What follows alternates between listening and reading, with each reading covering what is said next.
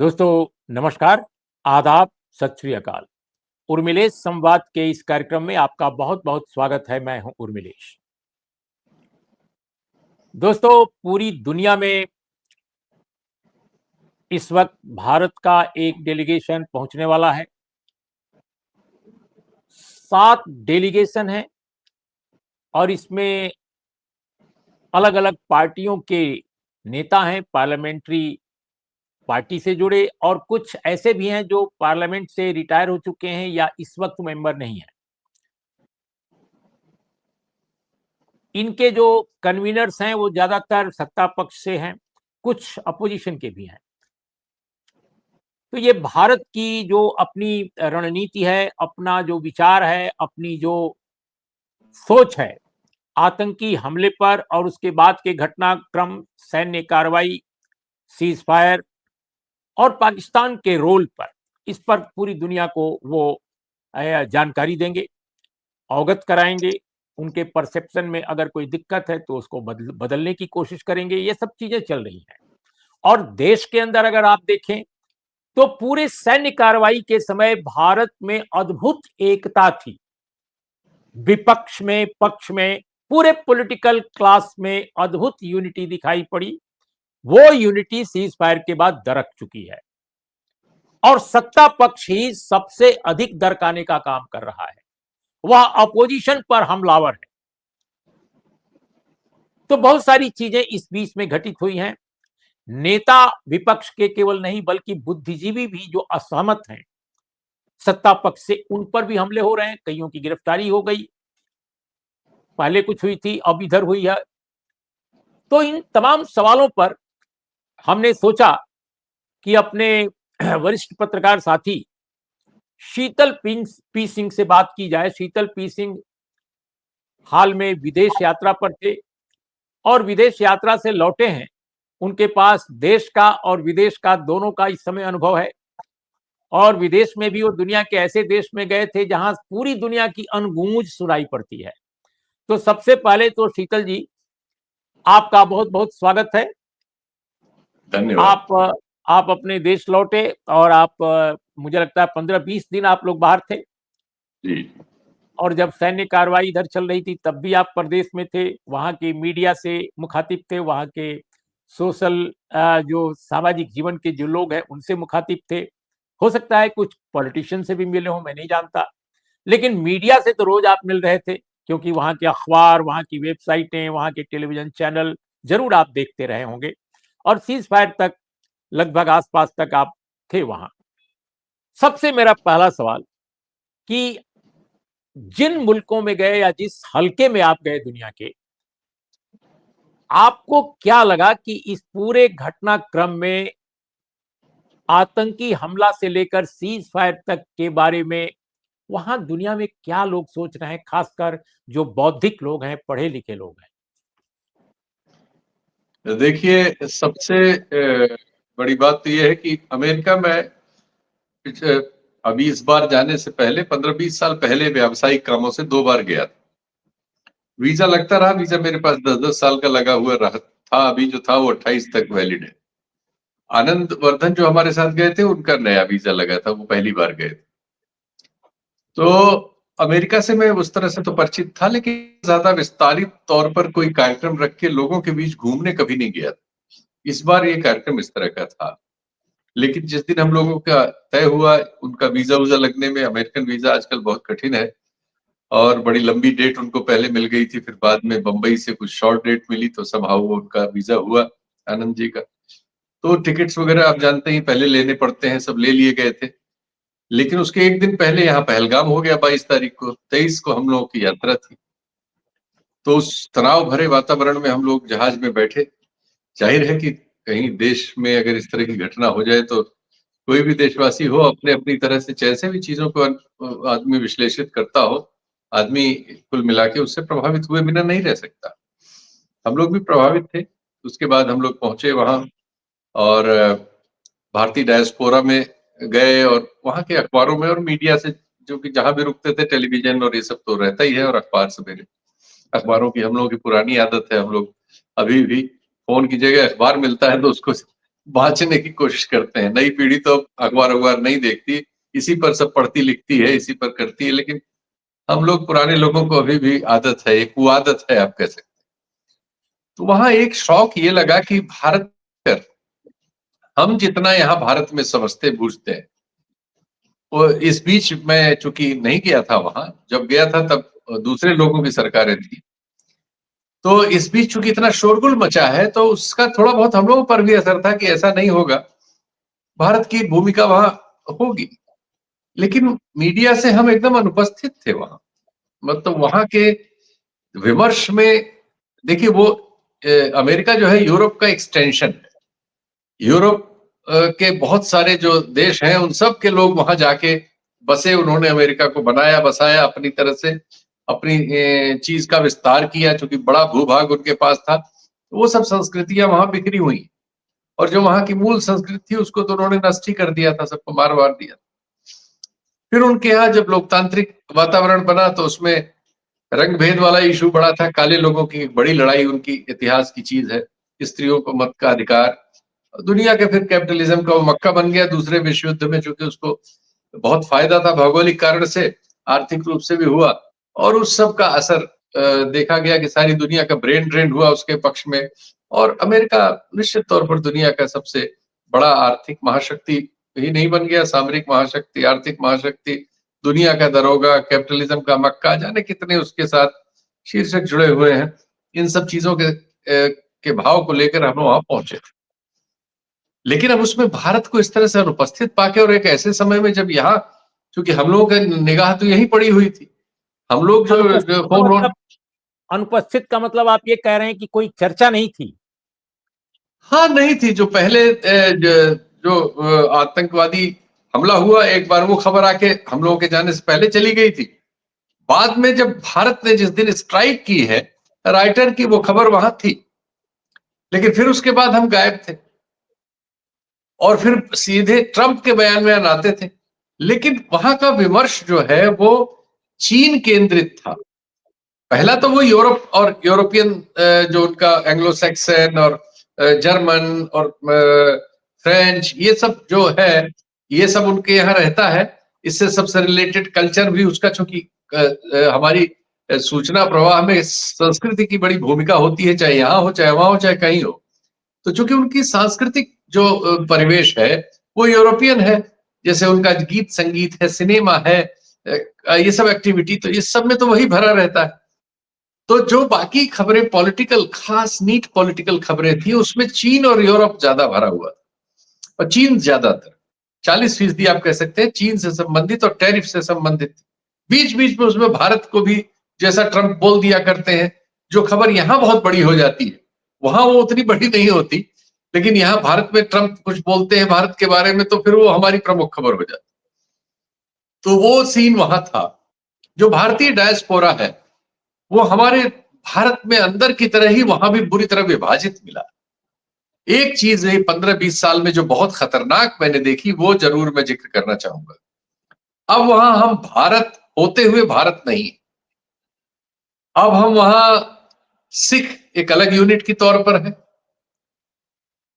हिंदुस्तानी मुसलमान एक अलग यूनिट के तौर पर है, गुजराती हिंदू एक अलग यूनिट के तौर पर है, पंजाबी हिंदू एक अलग यूनिट के तौर पर है, तेलुगु भाषी लोगों का एक अलग यूनिट है, जातियों तक के वहां संगठन है, और लोग इन अपनी अपनी इकाइयों में कुनबों में खोते जा रहे हैं। तो भारत जो है उससे नदारद हो रहा है। वो एकता की जगह हमारी जो विविधता है भारत में, वो विविधता वहां अलग अलग ढंग से संगठित हो रही है। ये बहुत खराब है। और मतलब अब पाकिस्तान, बांग्लादेश और भारत का ये तो विभाजन हमेशा रहा है। होटलों के नाम भारतीय आधार पर होते हैं, चलाने वाले कई बार पाकिस्तानी मिलते हैं, कई बार बांग्लादेशी मिलते हैं। ये यूरोप में सब जगह है, अमेरिका में भी। लेकिन ये नई डेवलपमेंट है कि तेलुगु वहां की एक बहुत बड़ी आबादी है। आंध्रा से जाने वाले लोग वहां, हो सकता है कि सबसे ज्यादा आबादी वो हो। मैं गुजरातियों को समझता था, हो सकता है गुजराती और उनमें कोई थोड़ा बहुत आगे पीछे हो, गुजराती इसलिए भी कि गुजरात के बहुत सारे लोग अफ्रीका से वहां गए, यूरोप में भी गए और अमेरिका में भी गए। तो वो एक हमारे भारत से जाना और अफ्रीका से भी जाना, तो वो डबल हो जाता मामला। लेकिन आंध्रा के लोग, तेलुगु लोग जो पिछले 15-20 सालों में वहां गए हैं, वहां बहुत सारे शहरों में हर चीज में वो व्याप्त है। उनकी बहुत बड़ी आबादी है, कन्नड़ भी है और मलयाली भी है, तमिल भी है, सब है, लेकिन तेलुगु लोगों की आबादी ज्यादा है। तो ये, लेकिन हाँ, आप कुछ नहीं, पूछ मैं रहे ये हैं। हाँ, मैं ये समझना चाहता हूँ कि जो भारत पाकिस्तान के बीच में ये जो टकराव हुआ, जिसको युद्ध तो नहीं कहा गया, कॉन्फ्लिक्ट कहा गया। करगिल को भी युद्ध नहीं कहा गया था पूरी तरह, वो डिक्लेयर नहीं था war, it was a conflict. तो ये जो इंडियो पाक कॉन्फ्लिक्ट है, इसके बारे में अमेरिकन मीडिया के अलावा मैं ये आपसे समझना चाहता हूं कि जो वहाँ का पॉलिटिकल क्लास है, सोशल जो सेगमेंट्स हैं, चाहे वो इंडियन हो चाहे बाहर के हों, क्या सोच दिखा आपको? चाहे जितने लोगों से भी मिले हों, कोई ज़रूरी नहीं कि हम बहुत ज़्यादा लोगों से मिले, लेकिन एक नमूना क्या था? क्योंकि हमारे देश के प्रधानमंत्री बहुत ताकतवर माने जाते हैं, उनको विश्व गुरु वगैरह माना जाता है, और ये भी कि डोनाल्ड ट्रंप के निजी मित्र हैं। डोनाल्ड ट्रंप साहब के पहले वाले, आपको याद होगा चुनाव के समय जब वो बाइडेन से वो हारे थे, तो उन्होंने बहुत बड़ा नारा लगाया था, उनके पक्ष में सभा की थी। तो ले देकर मैं ये समझना चाहता हूँ कि कॉन्फ्लिक्ट में इंडियन पोजीशन और इंडियन प्राइम मिनिस्टर के बारे में क्या चर्चाएँ थी? आप अचरज करेंगे, मैं जिन अमरीकी लोगों से मिला, उनके यहाँ तो कोई खास चर्चा नहीं थी। जिन भारतीय लोगों से मिला, उनमें चर्चा थी, क्योंकि भारतीयों में तो न होने का कोई प्रश्न ही नहीं है, और वो बहुत संवेदनशीलता भी थी। और वहां चूंकि ये सब समुदाय आपस में एक दूसरे से साहचर्य रहता है, बांग्लादेश, पाकिस्तान, नेपाल, ये सब लोग हैं वहां पे, तो इनमें इस दौरान थोड़ा बहुत उसमें तनाव आ जाता है। जब ऐसी कोई परिस्थिति सब कॉन्टिनेंट में होती जैसी कि वो थी, तो वो तनाव था। एक आध जगह लोग खाना खिलाने ले जा रहे थे, तो कह रहे थे नाम तो उसने इंडिया या वैसा कुछ हाथी वाथी रख रखा है, लेकिन वो है पाकिस्तानी का होटल, वहां नहीं चलते। इस तरह की प्रतिक्रियाएं थी, इसमें कोई शक नहीं, और मैं इसे स्वाभाविक समझता हूँ। लेकिन उतनी कड़वाहट वहां नहीं रहती, वो परदेश में हर जगह ये होता है कि वो उतनी नहीं रहती। पूरा डायस्पोरा जो है, वो सब कॉन्टिनेंट का डायस्पोरा एक जैसा हो जाता है, लेकिन फिर भी ये थी। लेकिन ये जो डिवीजन है, ये बहुत अब साफ साफ है। बंगाली अलग है, पंजाबी अलग है, गुजराती अलग है, दक्षिण के लोग अलग हैं, दक्षिण में भी ये सब डिवीजन है। और फिर इसके बाद जातियों के भी संगठन वहां हो गए, और दलित चेतना पे भी काम करने वाले कई लोग वहां हैं। एक दलित समाज के एक पत्रकार हैं, उनका मैं नाम भूल रहा हूँ, मूक नायक वगैरह में कहीं मैंने उनको देखा है, वो भी वहां घूम रहे थे, उनकी भी खबरें उबरें आ रही थी। उससे पहले चंद्रशेखर वहां गए हुए थे, जो उत्तर प्रदेश के सांसद हैं और भीमसेना के चीफ हैं, और उसके पहले योगेंद्र यादव भी शायद वहां गए हुए, तो सबकी चर्चा थी। हार्वर्ड में खासकर वहां जब सभा हुई, तो लोगों ने बताया कि अभी योगेंद्र यादव शायद उसके कुछ दिन पहले ही वहां गए। हाँ, ब्राउन और में उसके गए थे, ब्राउन। जी, उसके पहले अरफा खानम शेरवानी शायद वहां गई थी, या हम लोगों की भी सभा हुई वहां। तो खैर वो लोग बात बात करते हैं सबसे, तो ये रहा। लेकिन जो हम मोदी जी के बारे में यहाँ से समझते थे, वहां वो नहीं मिला, वो कहीं नहीं था। भारतीयों में बस है, भारतीयों में, और उसने विभाजन का ही काम किया है। ये दुर्भाग्यपूर्ण है कि जो विभाजन हम भारत में अंदर देख रहे हैं, वही वहां भी हो गया है। वैचारिक रूप से, या तो वो मतलब राहुल गांधी वादी की बात कर रहे थे, आम आदमी पार्टी के बहुत सारे लोग एक जमाने में समर्थक थे, और वो भी निराश है बहुत सारे। उनमें से बहुतों से मुलाकात हुई, तो उसमें से कुछ मतलब बीजेपी की ओर है, और कुछ बीजेपी के खिलाफ कांग्रेस की तरफ है। इस तरह का एक वातावरण वहां मिला। तो पॉलिटिकल डिवीजन जो यहाँ गहरा और कड़वा हो गया है, उस कड़वाहट का असर सब वहां भी पहुंच चुका है। क्योंकि देखिए, कम्युनिकेशन के साधन सब इस समय बिजली की गति से काम करते हैं, तो कोई सूचना छुपती नहीं है, सब सूचनाएं जी। यहां से वहां तक है। जी।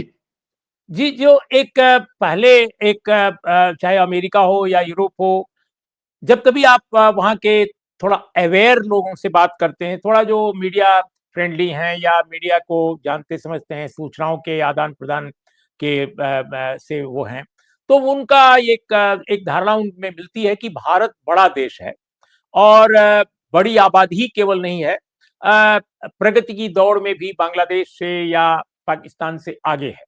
ये एक एक आम धारणा है। उसके नेगेटिव भी गिनाए जाते हैं कि भाई ये वहां करीबी है कि गरीबी बहुत अभी है, पॉपुलेशन ज्यादा है तो गरीबी इतनी ज्यादा है तो उसका इफेक्ट पड़ता है, ये सब लोग कहते हैं। लेकिन आमतौर पे पाकिस्तान के मुकाबले भारत को दुनिया के सभी प्रमुख देशों में थोड़ा ऊपर माना जाता है कि भाई हेवी, मतलब उसका उसका उसका एक एक बलशाली मुल्क के तौर पे या सुपीरियर मुल्क के तौर पे।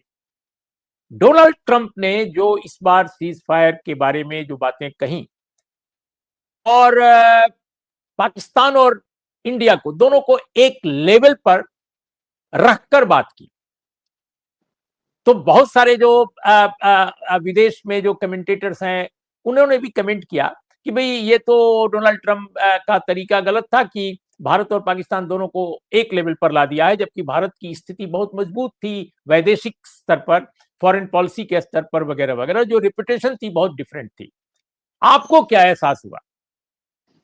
नहीं, बहुत खराब एहसास हुआ जो आप कह रहे हैं यही। इसके अलावा वो बीच बीच में चूंकि भारत को लेके जो कमेंट्री करते हैं, वो जो टैरिफ को लेके बातें करते रहे हैं, वो सारी चीजें एक दूसरे स्वरूप को प्रस्तुत कर रही हैं।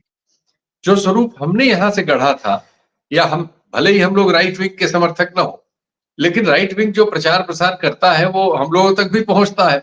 उसमें से बहुत सारी धारणाएं उस आधार पर हमारे मन में भी बन जाती हैं।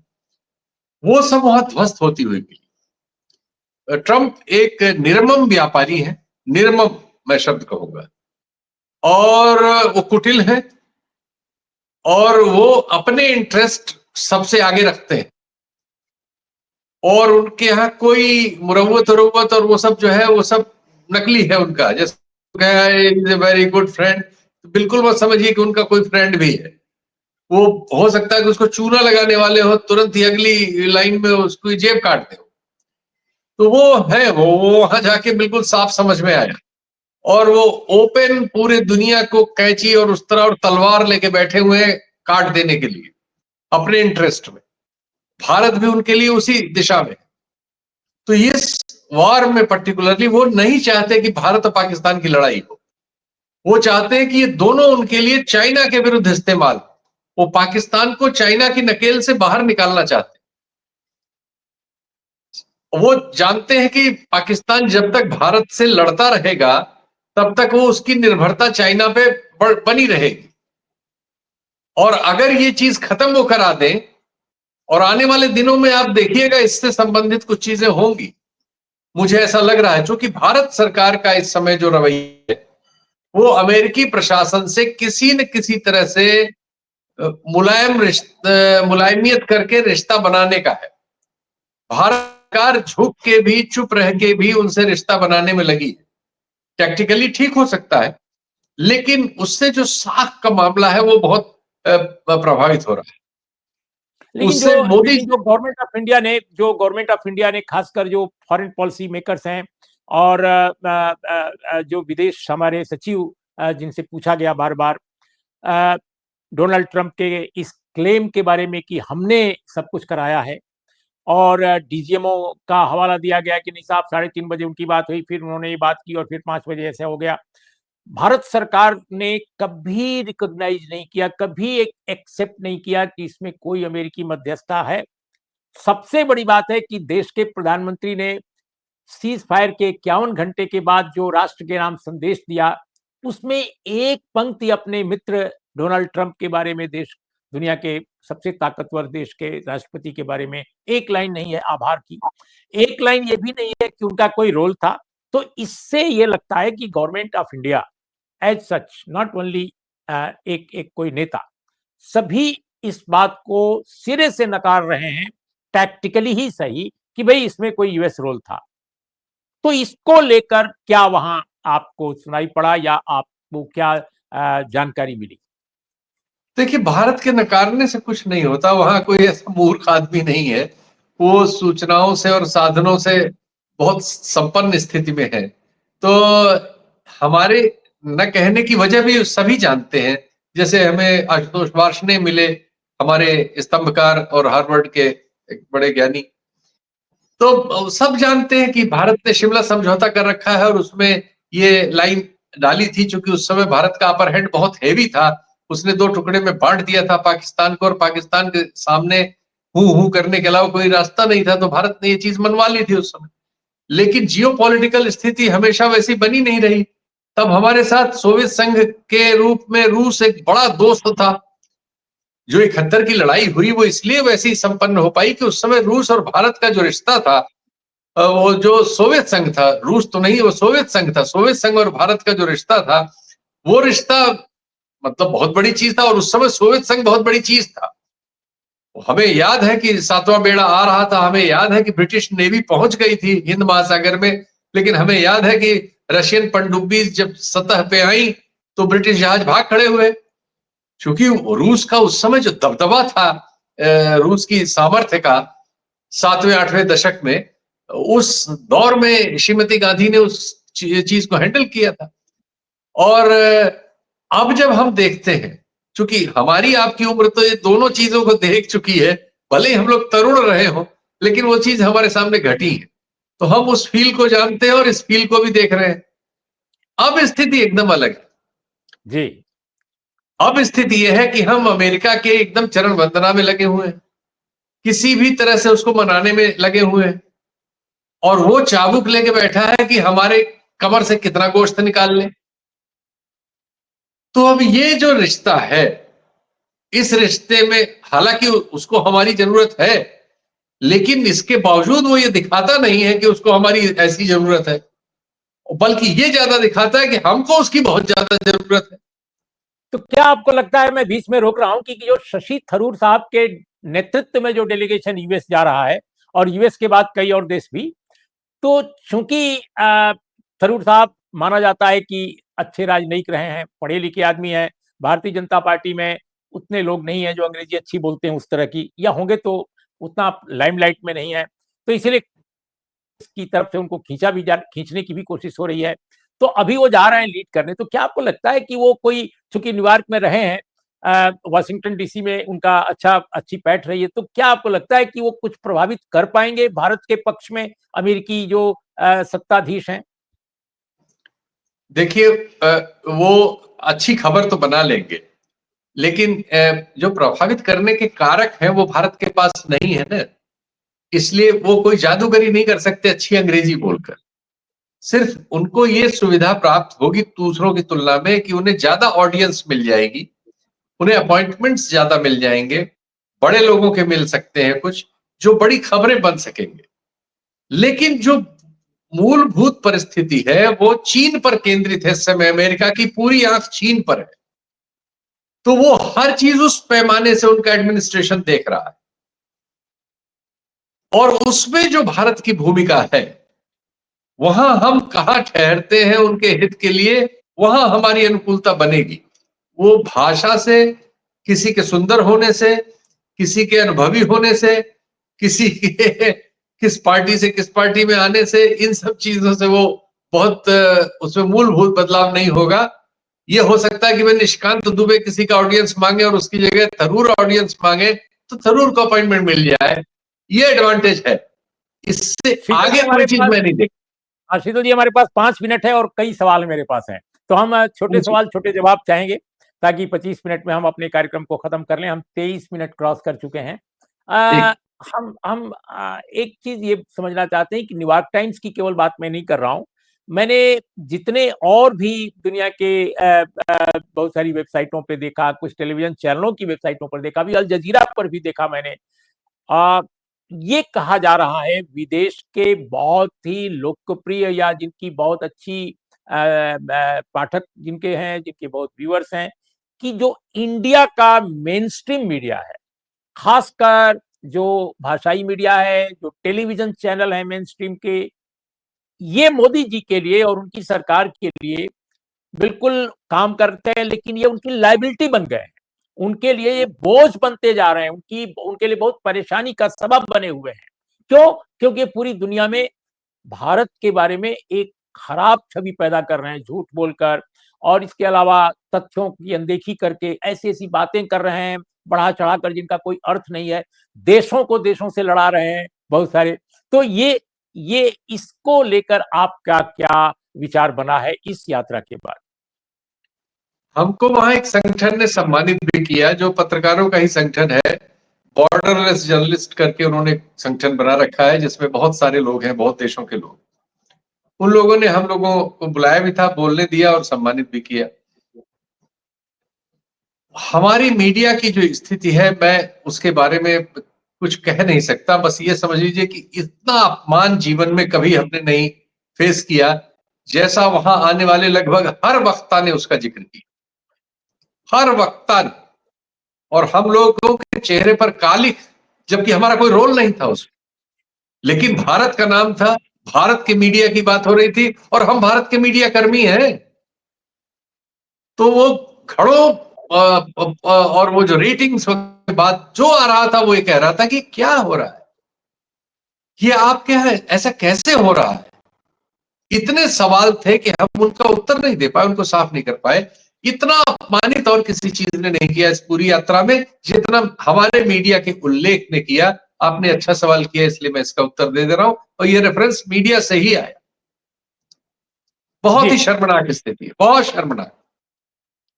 अब थोड़ा देश के बारे में हम कुछ महत्वपूर्ण जो चीजें चल रही हैं इस समय आपके अमेरिका से यहाँ लौटने के बाद से, उन पर आप कैसे सोच रहे हैं? खासकर प्रोफेसर अली खां, जो ये महमूदाबाद है, एक यंग स्कॉलर जिसने कैम्ब्रिज से पीएचडी की, और जो केवल पीएचडी की बात नहीं है, मैंने सुना है कि वो अपने अशोका यूनिवर्सिटी में छात्रों के बीच बेहद लोकप्रिय हैं।